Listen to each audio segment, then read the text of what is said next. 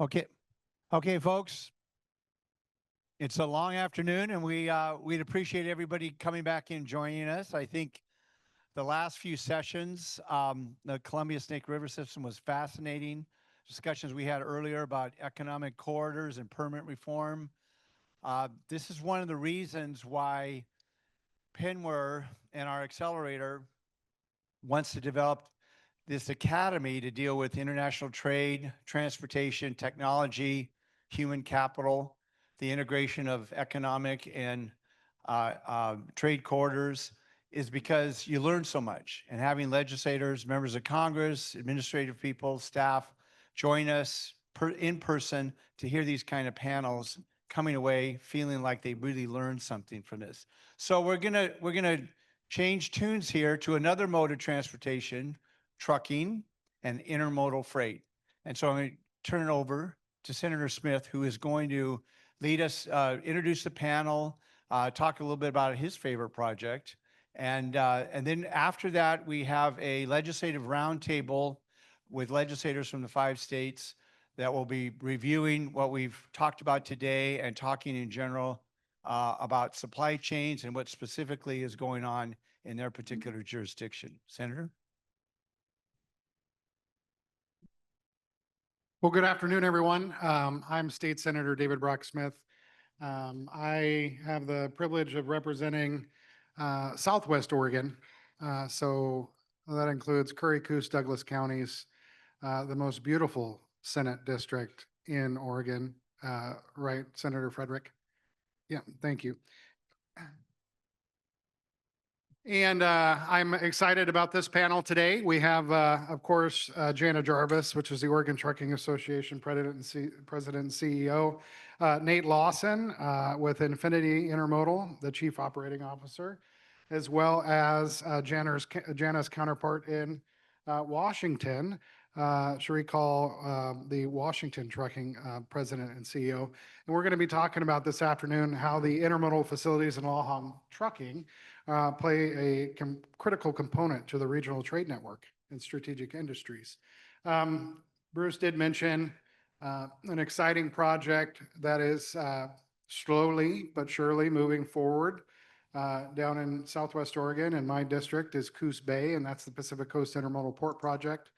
It's transitioned through the administration from support from, of course, the Biden administration and now the Trump administration. There's been a number of federal grants totaling a little over $60 million in 3 different buckets. There's been a strike force that is happening at the DC level with meetings twice a month for over a year now. And thanks to my colleagues in the Oregon legislature, we've appropriated $100 million to the project to get the foot in the door. It'll be about 5,000 or more jobs from Coos Bay to Eugene. It'll be about 1.2 million containers a year, and they will be shipped to rail and rail to ship. The intermodal hub in Eugene, of course, allows us access to our friends in rail and industries in Canada to across the nation. So we're pretty excited about that project and continuing to move it forward. But for now, I will kick it over to Jana to open up our section. Thank you, Senator. It's a pleasure to be here this afternoon. Thank you for the invitation. I thought I would start by just giving you a little background in the trucking industry. I think it helps put the conversation in context a bit. So just to give you some perspective, there are over 105,000 trucking jobs in Oregon. In fact, 1 out of every 16 jobs in our state is related to the trucking industry. If you look online at the Oregon Department of Transportation, you'll see that there are 25,000 or a little over 25,000 trucking companies listed and registered in the state. But the vast majority of those companies are like 1 or 2 truck type of operations. In actuality, there are about 1,500 trucking companies that have 5 or more trucks. And that gives you a little bit better sense of the business that we have in our state. The industry is comprised of more than just truck driving jobs. There's also mechanics, dispatchers, safety professionals, brokers. I mean, it goes on and on. The trucking industry is all encompassing. And there are a variety of different kinds of truck driving jobs available today. The industry is in the process of evolving. And a big piece of that comes from the e-commerce, the growth in e-commerce. The idea of the image of the over-the-road driver is changing today as well, because many of the companies are setting up relay stations essentially across, if they're a national carrier, they're setting up facilities about every 500 miles so that drivers can take a trailer over, drop it, pick up another trailer and return home. Because there's more and more interest in the industry from drivers in being able to spend more time at home. And that has been one of the driving issues that has created opportunities in the trucking industry, and the fact that we have been short drivers for another number of years. In 2023, there were 24,000 heavy and tractor trailer truck jobs in Oregon with an average salary of over $75,000. And if you think about this, this is an occupation where you can, without having a four-year college debt, make really good money with some pretty basic training. Oregon is a state that's traditionally been thought of as a manufacturing state, and over 90% of our manufactured tonnage is transported by truck, just to give you some perspective. Nationally, 3/4 of the nation's freight is transported by truck, and 77% of Oregon's communities depend exclusively on trucks to move their goods. From a historical perspective, it's interesting to note that Oregon was the first state in the nation to institute the concept of user pays when it comes to looking at who's going to pay for roads, because we were the first state in the nation to institute a gas tax in 1919. And we were also the first in the nation to introduce a weight mile tax on heavy vehicles in 1933. While trucking only represents about 13% of the miles driven in Oregon, the industry pays nearly 40% of the cost of Oregon's roads. And I know this because we have a special system in Oregon that we call the Highway Cost Allocation Study, or the HCAS. And every 2 years, we do an analysis of the projects that ODOT is going to do. And we allocate costs based on whether the impact should be borne by cars or by trucks. In 1999, we passed a constitutional amendment that requires that cars and trucks each pay their fair share. You have to define what fair share. For the past 6 years, this study has indicated that heavy trucks have been overpaying significantly for the last 6 or 7 years, to the tune of, we've paid in excess of $600 million more than we should have for the cost of Oregon's roads. And this is a responsibility of the Oregon Legislature to adjust this, but at the same time we were dealing with this, ODOT was running around hat in hand saying they didn't have enough money for maintenance. And so it was a really difficult period of time to look at lowering the cost for heavy vehicles. So it was one of the conversations that we had this year, because 2025 was supposed to be the year for a transportation package, and addressing that overpayment and looking at how we were going to fund transportation in the state was a huge topic this last legislative session. And we spent all session talking about it. We didn't see a bill until the last 3 weeks of the session, unfortunately. And when the bill came out, it was about a $15 billion package. And it was something that there were a number of folks that couldn't support it. It didn't have enough support to move. And so we closed the session without passing a transportation package.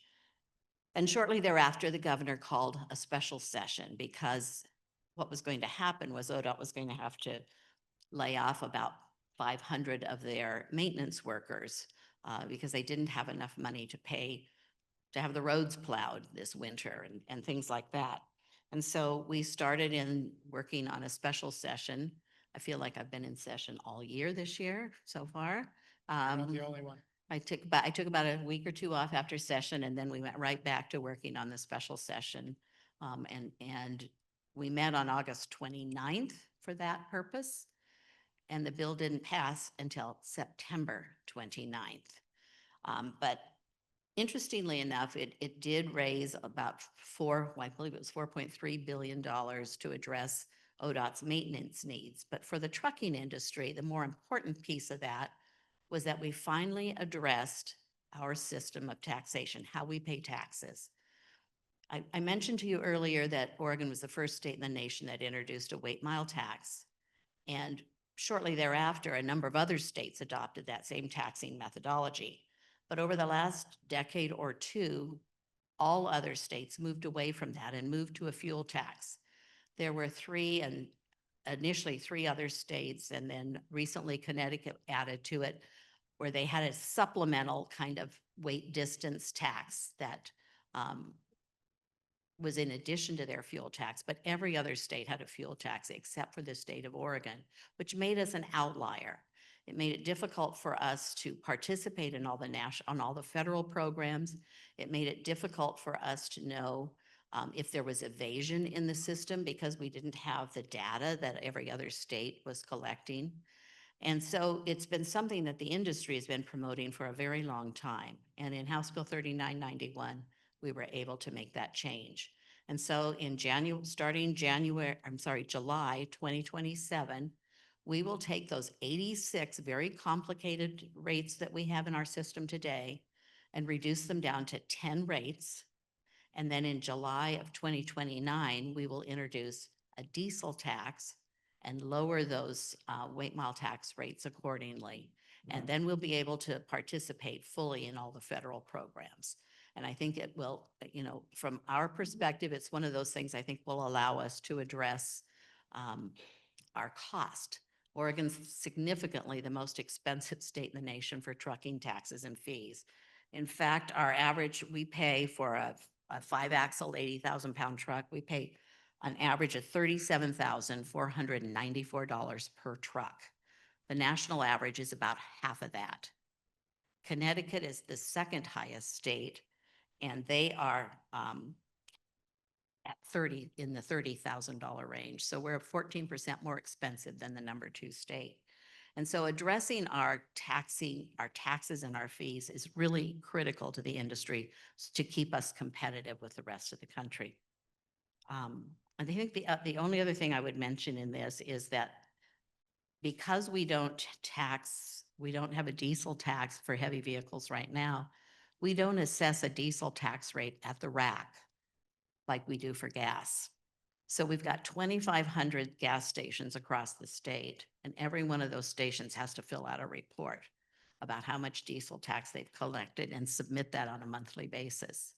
And if you suspect that there's likely to be mistakes or evasion in that process as well, I'm guessing that once we bring a diesel tax on board and we tax at the rack, that we'll have some unanticipated fuel revenue there as well. So that's just a little brief overview on Oregon. And I will hand this off to Sheri so she can give you a little taste of what's going on in Washington. Thank you so much, Jana. All right. Thank you, Jana. That was really good. Big challenges in Oregon.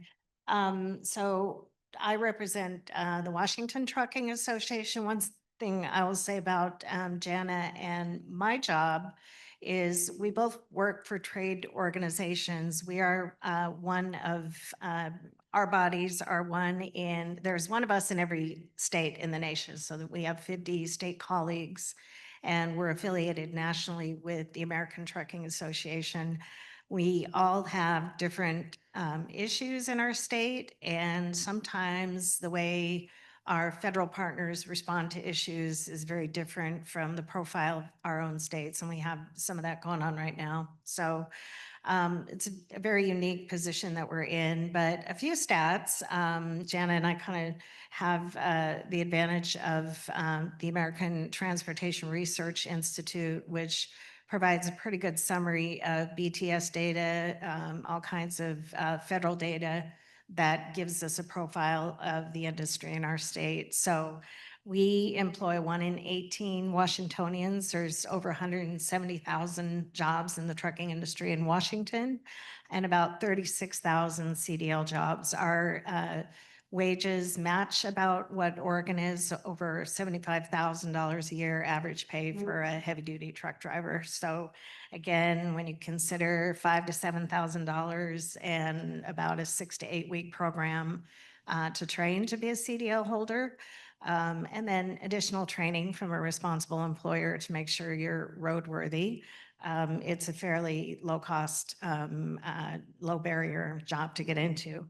97% of the industry in Washington is small business. 97% of companies own fewer than 5 trucks.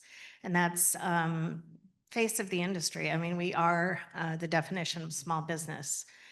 Several of those, we estimate probably about 12,000 are single truck owner operators, very common in our industry. And in Washington state, there are about 46,000 registered trucking companies. We represent about 28% of roadway taxes. We pay over $700 million a year in the state of Washington and represent about 9% of vehicle miles traveled on our roads. A couple of new features for us in Washington. We just took a fuel tax increase in a series of 2 increases for a total of 12 cents overall. And new to our state will be a diesel differential tax, which 6 cents was implemented in July, and another 6 cents will be coming, I don't know, January. We're also now indexing fuel tax to the CPI. So, you know, one of the overall issues nationwide, I mean, our industry is dependent on roads to do what we do. So we have been advocates for funding for our infrastructure. At the national level, they've been trying for several years, almost 10 years, to get an increase in the fuel tax, and there's a lot of hesitation. We've also advocated for indexing it to inflation so that it can keep up with continual roadway improvements and infrastructure needs, but haven't been able to get that done. So, you know, people think it's kind of counterintuitive that we'd be against fuel taxes, but roads are where our industry makes their living. So we are fairly common and persistent advocates for roadway funding. In Washington, 80% of communities rely on trucks to deliver their goods. And I will just say, for some of the folks talking about rail and barge, that it's commonly communicated that trucking is rail's biggest customer. So there's a lot of synergies between the modes. And I was just on a call yesterday talking about the I-5 bridge. I didn't really know this stat. I know that trucks represent about 10% of the 140,000 trucks a day that travel the bridge, but was also told that by road, the value of freight daily, 365 days a year, moving across the bridge is about $132 million. So pretty significant amount of freight by road just on that piece of infrastructure itself, which, you know, highlights the reason we fund it. And I think I'll turn it over to Nate. We can get further into industry issues once he's introduced. Okay, thank you. All right, so I'll give you the intermodal perspective here. So I represent a company called Infinity Intermodal. We own 553-foot refrigerated domestic intermodal containers, and we have that equipment strategically deployed in the Pacific Northwest, servicing Seattle, Portland, and Spokane, as well as locations that are between 250 to 300 miles as far as from each of those 3 ramps. So we move product predominantly from here through to corridors in the Midwest and East Coast, and provide a cost-effective, reliable capacity solution for shippers and producers all across the Washington and Oregon economy. And just kind of getting to what Sheri and Jana said, that I think there's a complementary synergy between rail and trucking that is very often overlooked. There is no intermodal move without leveraging regional truck capacity. And, you know, as more and more over the road capacity is being allocated to regional, there needs to be a greater emphasis on collaboration between the two industries in order to fortify supply chain resilience and make sure that product can move seamlessly from where it's produced, where it's grown, where it's processed, where it's manufactured, to main hubs of domestic consumption back in the Midwest, as well as the East Coast. So I think that's a good overview of what we do, and I'll turn it back over to you if we can get into Q&A. Thank you. Very good. I'm going to throw a question out there because, and then we'll go to some others. Because we talked about the increases in fuel costs and so forth that just happened in Washington. And, but you have also a cap and invest program. And in Oregon, we have a climate protection program executive order. So can you give some perspectives on what increases and how that impacts your trucking and truckers and industry in Washington? And Jana, if you have any comments that what's the outlook that the CPP could impact in Oregon?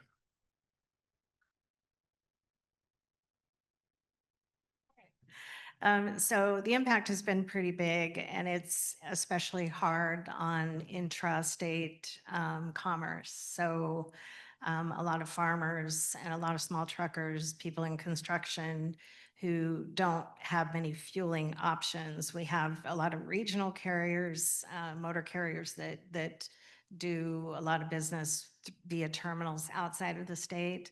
And honestly, I mean, they route their trucks based on fuel pricing. It is a big deal. It is a very competitive, low margin industry. So saving money on fuel and fueling where it makes most sense is essentially become, you know, even more important in the industry. It's always been a thing. But it's those local, in-state, and our farm community that has the biggest issue. Right now, we have from our Cap and Invest program an exemption for farm fuel use. So I think that runs through 2029.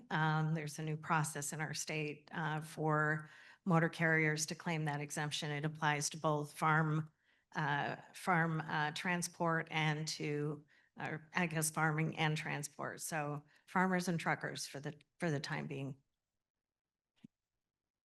So in Oregon, we don't have a cap and invest program. We have what we call a cap and punish program. We have the caps. We don't have any of the advantages that come with that. And part of that reason is because we didn't ever pass this legislatively. This is came out about as a result of a governor's executive order. And the way it's set up now is that those additional costs are going into a fund that's essentially going to be managed by an NGO, and there's no necessarily any accountability to how those funds are getting spent. I think that when we take a look at Washington, there are some benefits because some of those dollars that you're collecting are going into road infrastructure, and we don't have that opportunity in Oregon. And so I think there's been some sort of realignment on the part of the business community who's fought cap and invest forever in Oregon.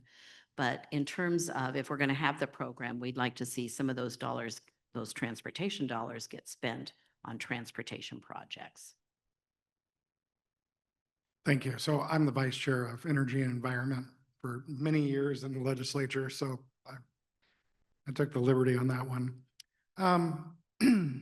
So what do you see as the most pressing issues that are facing your industry? Go ahead and start, Nate.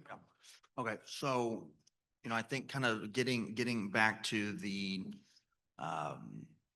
tax system, compliance costs, and the fact that a lot of the dollars that are collected don't seem to make their way back into actually improving the infrastructure that is being leveraged for the tax in the first place, is a critical part of keeping the industry competitive. Even if your members pay those taxes directly, they're ultimately passed on to the consumer, the shipper, the producer.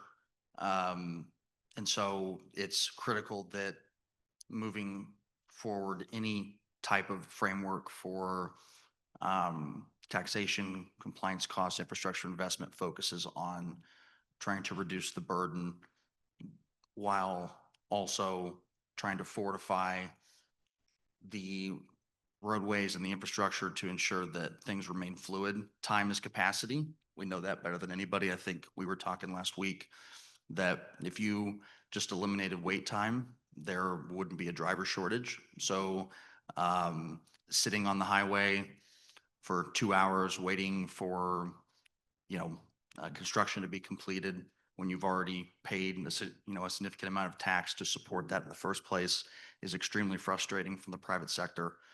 So that would be my perspective on it. What you? We have, honestly, I'm just back from DC, was there last week, and at the national level, there are some things that are being addressed right now with regard to, overall, the issue is insurance costs in our industry. We've had double-digit increases for several years running. Some of this is due to the lawsuit environment that we face.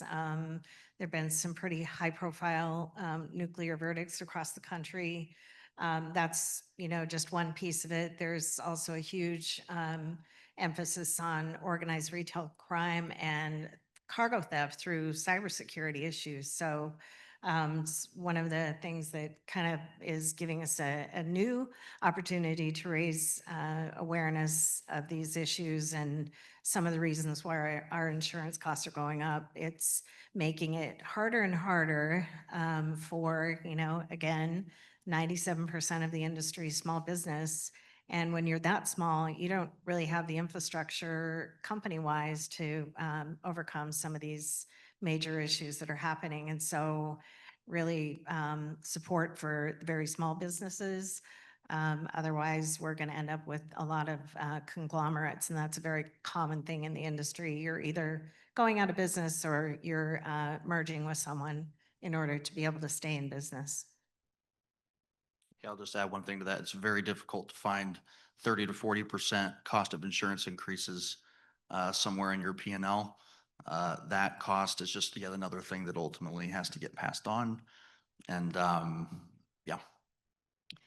Nate, I was going to add to your comment about congestion. I think just to put it in perspective, I think one of the interesting statistics we see out of ATRI is the fact that if we could reduce congestion, if we could actually run our trucks the way they need to be run, we could take it, the congestion that we suffer nationally equals 435,000 drivers sitting idle for a year.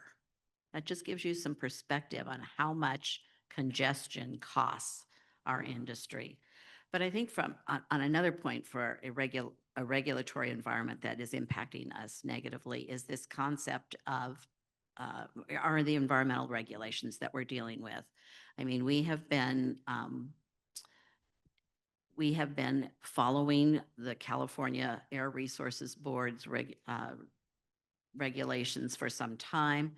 What they had proposed was what they call the Advanced Clean Truck Rule, which essentially would have forced the industry to move into battery electric trucks in all shapes and sizes, including Class 8s, starting this year. And that regulation was on the books. The problem is that the technology has not caught up. It just hasn't. A Class 8 truck, a battery electric Class 8 truck goes about 200 miles. And if you think about it, the companies send their drivers out hoping they'll do maybe 400 to 500 miles a day. If you have to stop every 200 miles to charge your truck for 6 to 8 hours, you can imagine the inefficiency that's going to contribute to the industry. And so while the federal administration has pulled those regulations, I think the pressure is not off on the industry. And so I hear it. I heard it today when we were talking about, we're going to take all these trucks off the road, and we talk about carbon output, and we talk about all of this. The fact of the matter is today's clean diesel truck has removed 99% of the particulate emissions that a 1980s truck had. So the industry has already done a great deal to address environmental pollution, and I think without getting much recognition for that.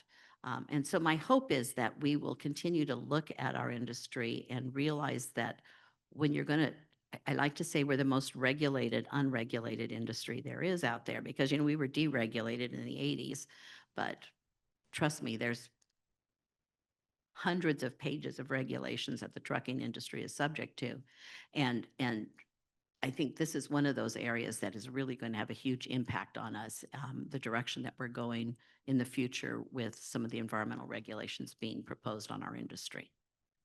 If I could just add one more thing on that. So from the capital expenditure side, if you have a $200,000 truck that you're going to buy and you expect to get a rate of return on that truck asset over its useful life, and then, you have to comply with an environmental regulation and, convert over to a battery powered truck, that truck might be $400,000. It might be $500,000, depending, it can only go 50% of the distance. And so now you have a problem where the economic useful life can't extend out far enough to justify the capital investment. So your rate of return goes down, and it's putting a lot of strain on private sector balance sheets as a result, whether it's an intermodal or it's in trucking. It's across the board, whether it's a container, a truck asset, you name it. Well, and I'll just add, again, with my legislative E&E hat, one of the problems that we have in Pacific Northwest is, and we've talked about this in Pinwar for a long time, and I appreciate you having this summit here in Portland as well, Matt. Thank you for being here. And that is the need for more energy in the Pacific Northwest. We're going to need roughly 350 gigawatts by 2050. But when you think about these electric trucks or electric buses, they use roughly the energy to charge of 1,500 single-family homes every day to charge. So when you're layering on top of these needs, especially when it comes to the energy resiliency that we need, and you were going to try to put a charging stations for these electric trucks, and how many are on the road in Oregon? 12 right now. No, I know. I'm talking about total trucks in Oregon, moving freight. A lot more than 12. Yes. So, anyway, I'll just stop there on that. So, we've talked about the issues. Can you give us some examples of and our lawmakers in the room, and of regulatory changes that would help lower the costs, but also help move goods more efficiently? I think one of the things that the state could do that would really help the trucking industry is to expand truck parking. Right now, there's only one space for every 11 trucks on the road. And there's a lot of regulations around how many hours a driver can drive. And, he's got to stop within a certain period of time and have a 30-minute rest break. And then he's got to stop for a 10-hour break, et cetera. And apparently, because there's so few places to park anymore, either public or private spots to park, drivers are now spending at least an hour a day looking for a place to park that day. And so there's that creates an inefficiency as well in our industry. And so one of the things we've been working on in Oregon is how can we expand truck parking? One of the grants that ODOT put in for was a grant that would have allowed the opportunity to develop sort of a reservation system or an information system so that a driver could pull it up on his phone or whatever and find out if that rest stop rest stop up ahead has 3 spots available type of thing. So they would know that they could keep driving until they got there and possibly even make a reservation for one of those spots. And that was a grant that we were looking forward to receiving. I think it's been one of those that's been pulled recently, but I think the ability to build more parking, and ODOT owns a lot of land.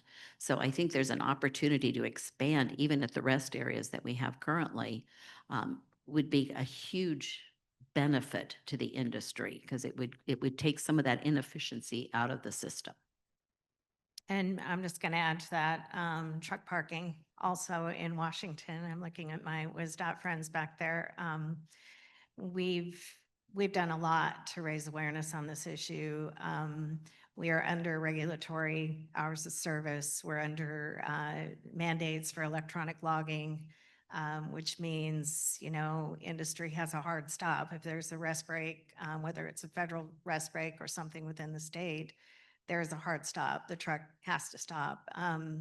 In our state, after talking about this so much, it is a soapbox issue. It really is. We've come to the realization that it needs not only state support, but it also needs a national solution because my companies, they're parked at home at night. I mean, at their terminal locations or in partnership with other terminals. So it's really a lot of the over-the-road trucks. I mean, we do see trucks in Western Washington that might be from Spokane, but realistically, the trucks that need to park in our states are coming from somewhere else. So there is a national bill called the Truck Parking Improvement Act that would create a dedicated grant funding, discretionary grant program for truck parking projects. And I think my job right now is to ensure that when that becomes available, which we hope it does, that our state DOT is poised to compete for the funds. We've identified a lot of projects that could be done in our state to raise and increase our truck parking, but we just don't have the money, even with the new fuel taxes and all that good stuff to do it. We are one of the most trade-dependent states in the nation, yet we're 44th in the nation for availability of truck parking. So it's a serious issue in our state. All right. Are there any questions out there? Whoa. Okay.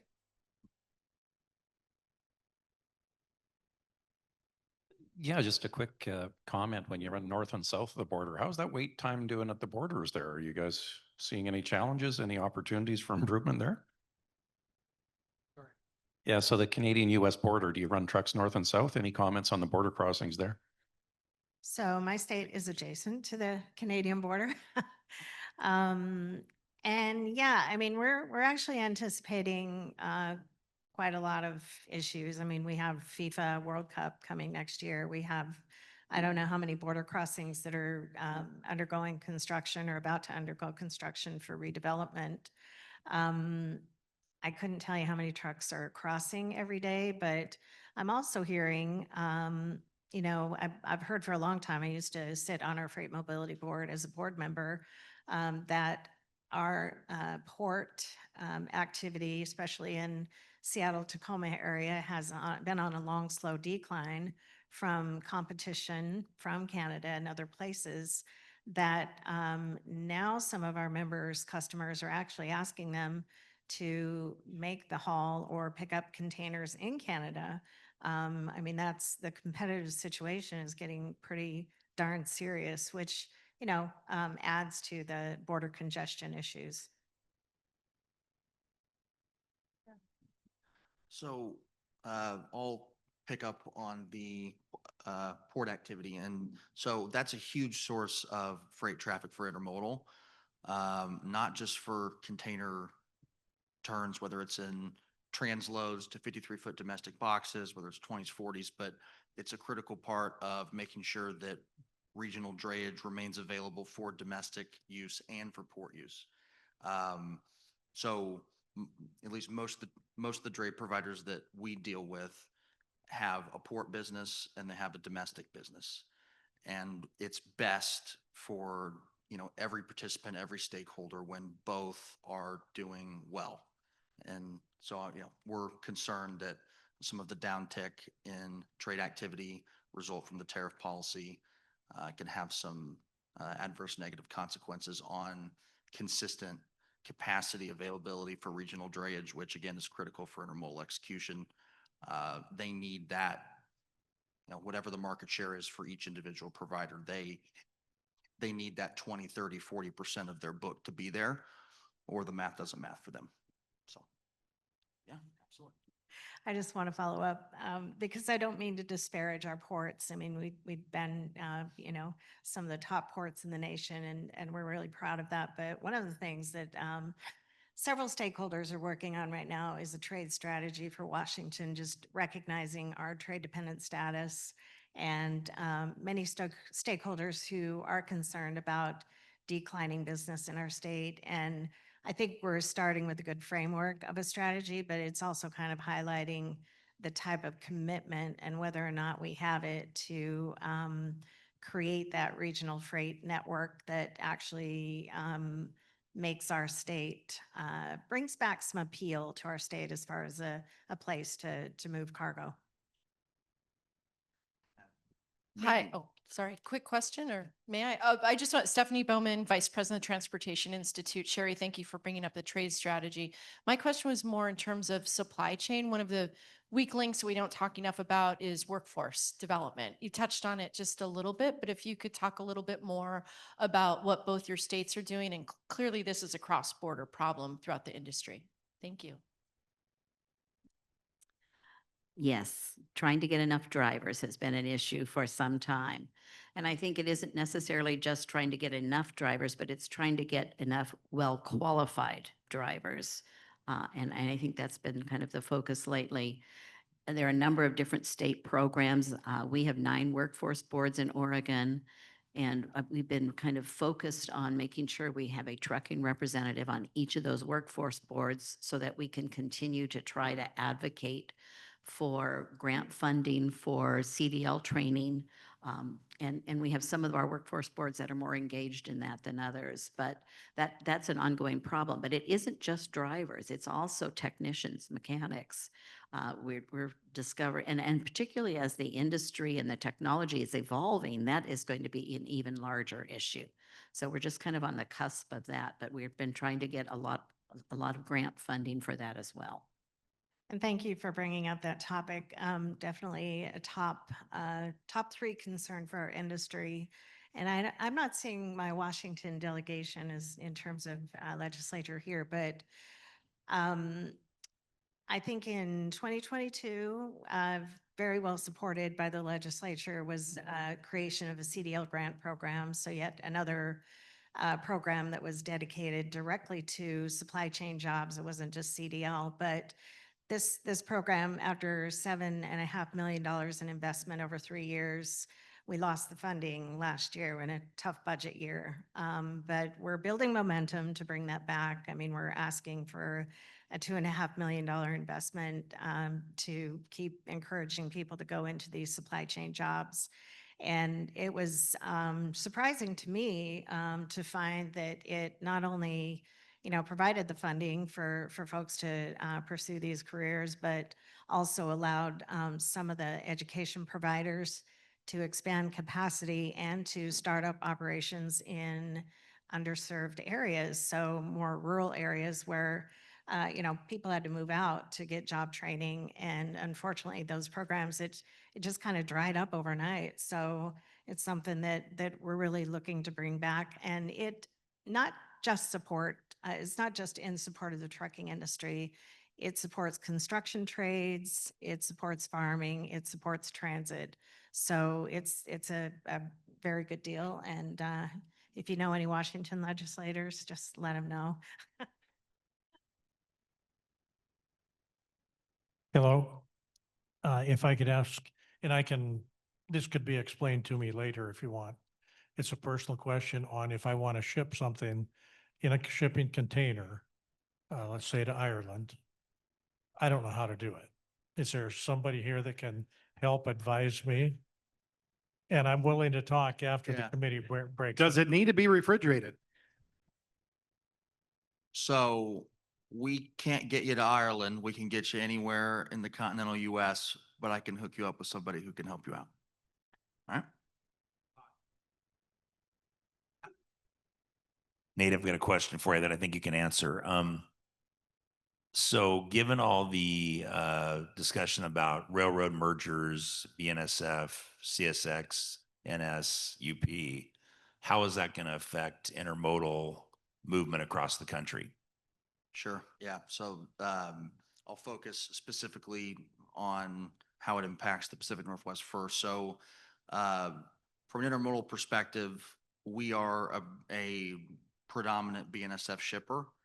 And that is because the BNSF has the best rail network from our perspective for not just IMCs, but for producers and consumers, running out of Spokane, Portland, and Seattle, and having that 250 to 300-mile service radius allows for, you know, an extremely wide net of coverage to source from all kinds of different places. You know, you don't just have to be in downtown Portland or downtown Seattle. You can be in Tri-Cities, you can be in Hermiston, you can be in Weston, you know, all different kinds of service areas. So from the perspective of the current merger on the table between the UP and the NS, we have not taken a formal position on the merger other than to say that more competition in the rail space is better for everybody. And that, you know, in the end, the best service wins. And for the Pacific Northwest in particular, that would be BNSF, and that's what we use to leverage capacity for our customers to access all kinds of different domestic consumption markets within the U.S. You know, Chicago, Atlanta, Pennsylvania, places like that. If I could maybe go back to the export or the port question. So I think the export side is a piece that isn't being focused on enough. You know, the tariff isn't just about reducing the imports, it's about the other side of the equation in the products that are produced in significant mass in both Washington and in Oregon. And the pressure on export buys has been going on for a long time, since the first round of tariffs in 2018. And so that impacts balance of turning equipment through the ports. And it also impacts balance for all of your guys' members that are moving containers on the road. So I think that's an underappreciated piece that is definitely having an impact on the region and the market. Thanks, Nate. And we got a question through the app real quick. Can intermodal facilities serve a dual purpose for reliable truck parking as well? Yes.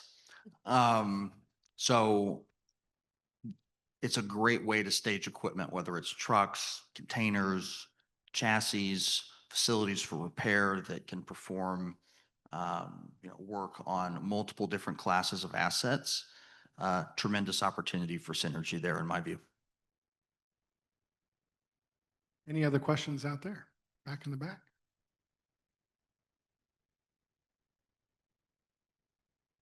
Thank you. What would be the one or two areas of infrastructure that need to be built as soon as possible to benefit your constituents? The Rose Quarter, the Portland Rose Quarter here, on I-84 and I-5, that intersection, and the I-5 bridge. That whole corridor desperately needs improvement.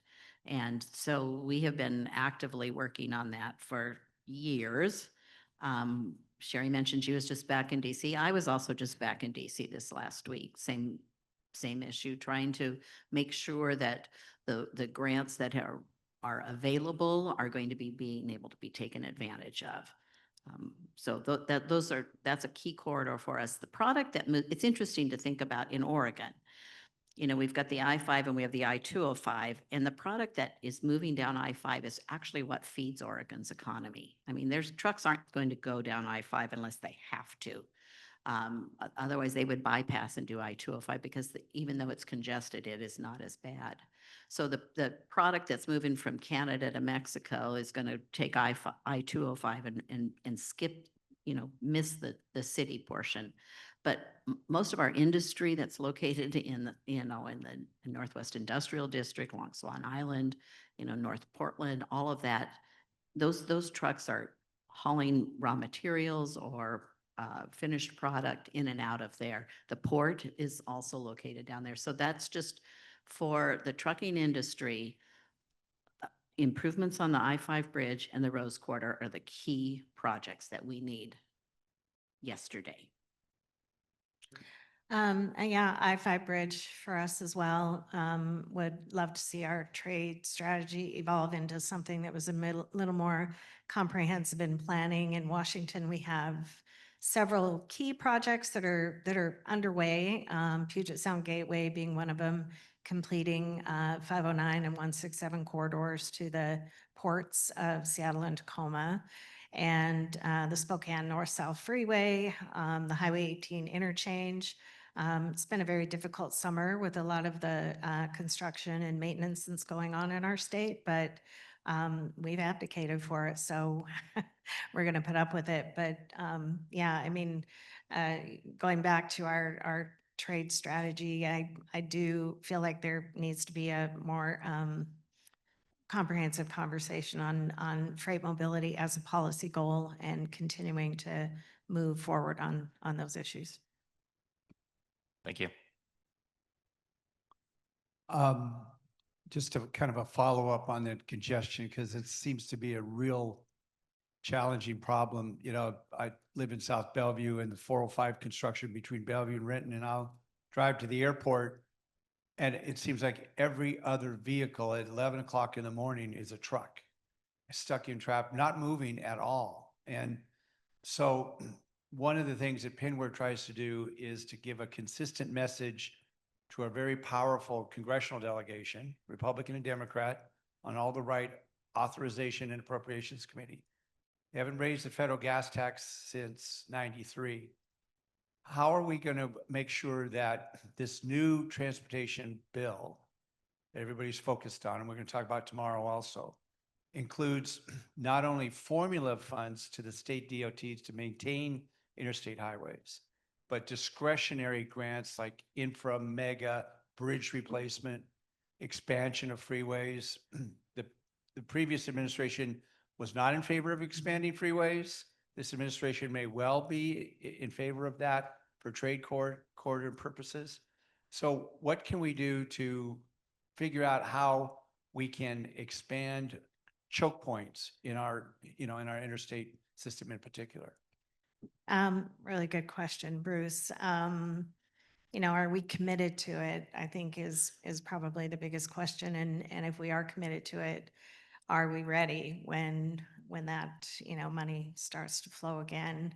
I think, yeah, I mean, you're absolutely right. Going back to the stat that Jana gave us about truck driver idle time in traffic. I mean, it is a big issue. I know that our national partners have a lot of priorities in terms of looking at, I mean, we're under federal freeze on size and weight in our industry, and we've been trying to talk about truck productivity in terms of increasing weight, especially if you're talking about electric vehicles. There's a loss in capacity if we were still, not under the pause that we're under for converting to zero emission.